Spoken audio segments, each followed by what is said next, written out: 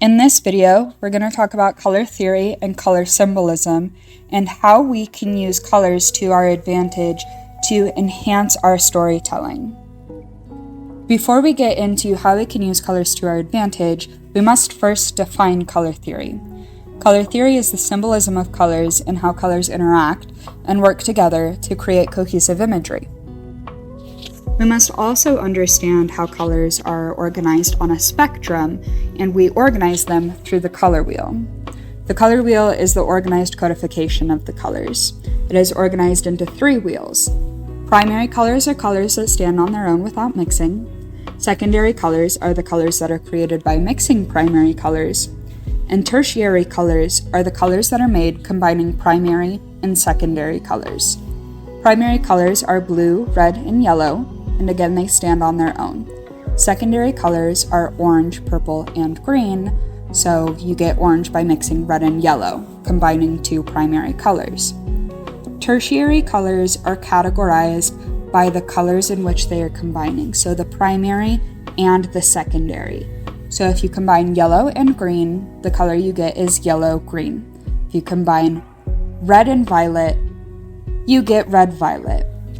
Some of these have different names, like we often describe blue-green as turquoise, but their primary codification when we're talking about the color wheel is the 2 names that we mix to get the color. Understanding the color wheel helps us with creating color. Many things already have a defined color, like a red shirt is going to continue to be a red shirt, but we can change the appearance of that red shirt with lighting. For example, if we were to cast a blue light over the red shirt, the shirt's going to appear more purple because of the combination of the red fabric and the blue light, because we're combining 2 colors to create a new color under the color wheel. A good example of this effect in pop culture is the viral dress that people were arguing whether it was blue or black or white and gold. Under what circumstances it was lit, it could appear either way. Warmer colors, like oranges and reds, made it appear more blue and black, but cooler tones, like blues and greens, made it appear more white and gold. You could easily alter on your phone how it appeared to you by changing your color settings or by turning up the brightness or turning down the brightness on your phone. However, changing the settings in which you were being displayed the image never changed what color the actual image was, just the context in which it was being shown. Now that we understand the organization of colors a little bit better, let's talk about color harmony. Oxford Dictionary defines color harmony as the quality of forming a pleasing and consistent whole. In context of forming a pleasing and consistent whole, we can use colors to form visually appealing imagery and create a complete narrative within the image. Color harmony is all about balance. Our brains like looking at things that are perceived as balanced. If things don't feel balanced, we can either be understimulated or overstimulated at what we're seeing. I'm going to show you a couple rooms to demonstrate color harmony. This first room has very little variance in color. It's very monotone, and it doesn't differ much in shade. It's one pretty blank slate palette. And so our brain is a little understimulated by what we're seeing because there's not a lot of variance in what we're seeing. This next image has a lot of different shades and a lot of different colors on the color wheel. But that makes it a little overwhelming, and we feel a little overstimulated when we see it because there's not a big through line with it. And it doesn't feel cohesive. It feels like there's just a lot to look at all at once. When we're thinking about the images that we're showing an audience, we have to think about how we want them to feel. Do we want them to be understimulated? Do we want them to be overstimulated? Do we want to find that balance so things feel very comfortable in between? So we have to make deliberate choices. Do we want the pale white room? Or do we want the off-the-wall room with bright pink ceilings and a bright green carpet.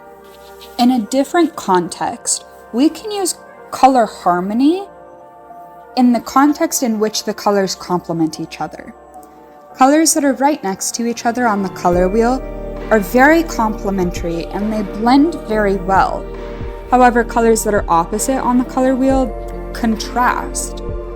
We use adjacent colors to indicate that two things are related and similar.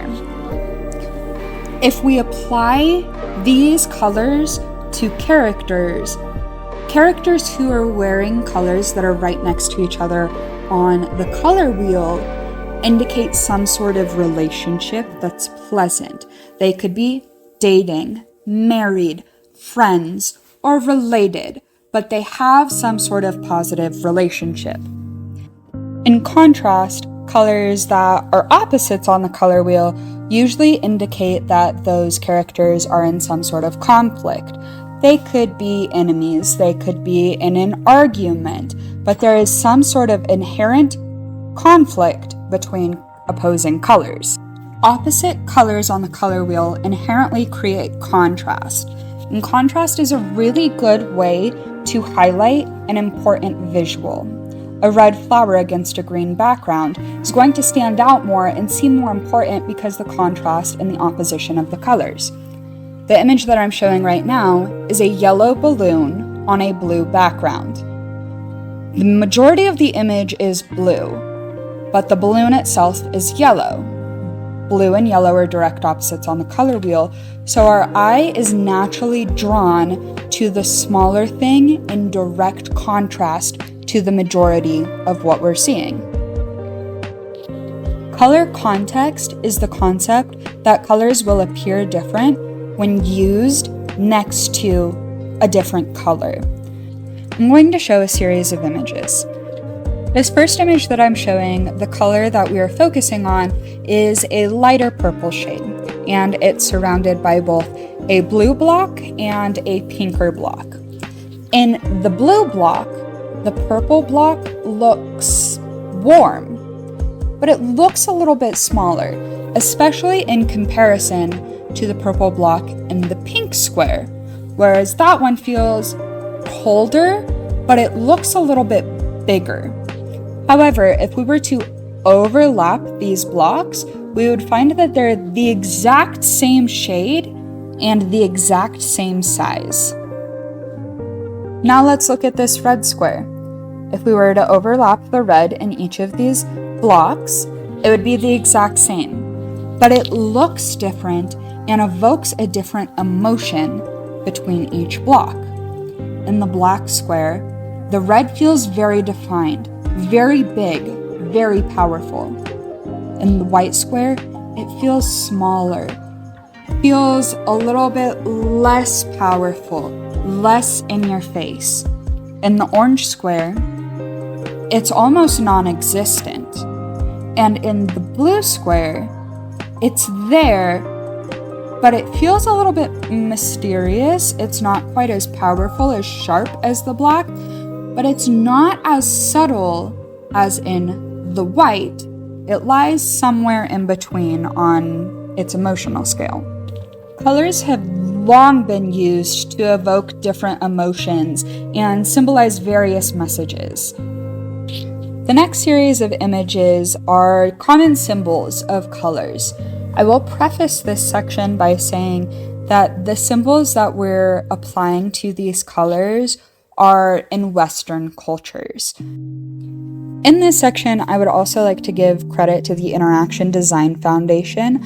I found these images at interactiondesign.org, and I felt that they beautifully encapsulated what we were going to talk about, so I've been using these as reference images. Red often symbolizes strength, power, passion, love, danger, excitement, energy. Something that's not mentioned on this infographic that it also often symbolizes is anger.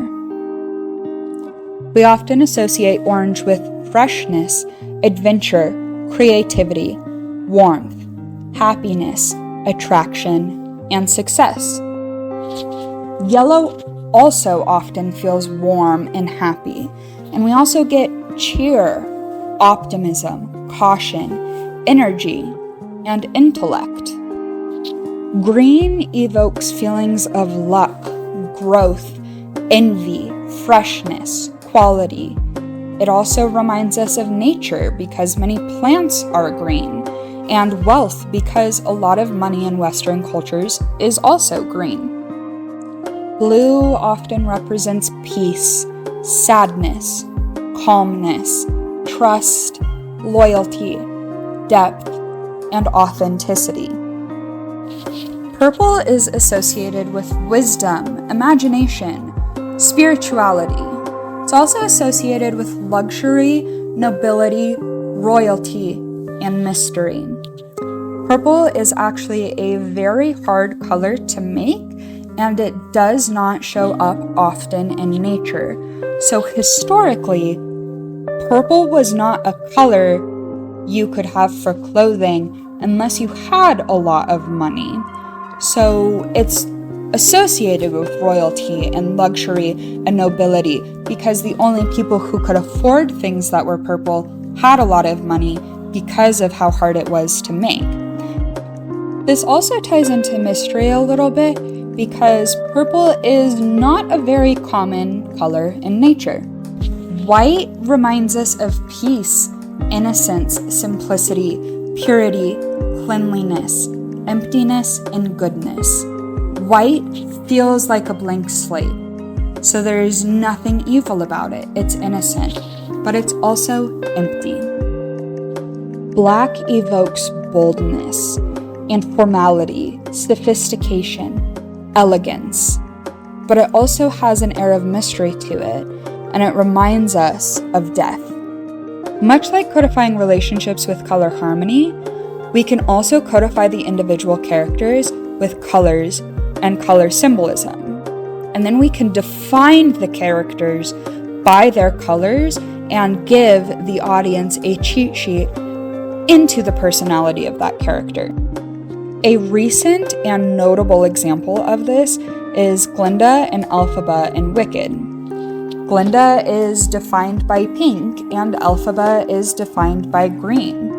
Glinda's entire clothing palette is pink shades and is often lit in pink lights in solo shots. Elphaba's color palette is a little bit broader. Her clothing is almost exclusively black, but she is lit under a larger array of lights, between bright lights and low lights that can either deepen or brighten the green and black. This also describes their character growth throughout the movie. Yes, they are both complex characters, and they both undergo large character development throughout the movie.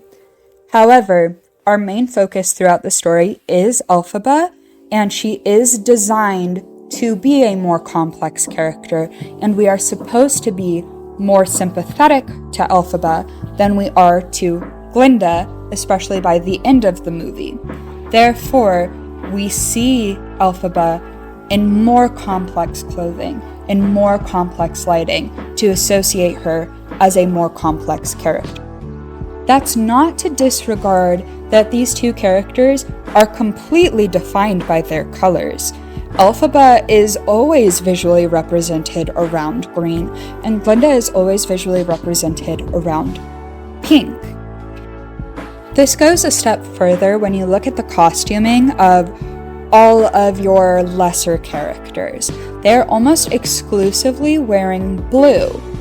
There are scenes where they are not wearing blue, and our more prominent characters wear different shades of blue, but they're almost always in blue. And no other character ever wears pink or green. The exception to this is when two of Glinda's friends are getting ready with her for a party and they're wearing pink. But this still fits our rule of color harmony because they are wearing pink to define their relationship to Glinda. All of the references that we used to create this video will be linked down in the description. If you have any questions about color theory, symbolism, or harmony, ask them in the comments below. Thank you, and we'll see you later.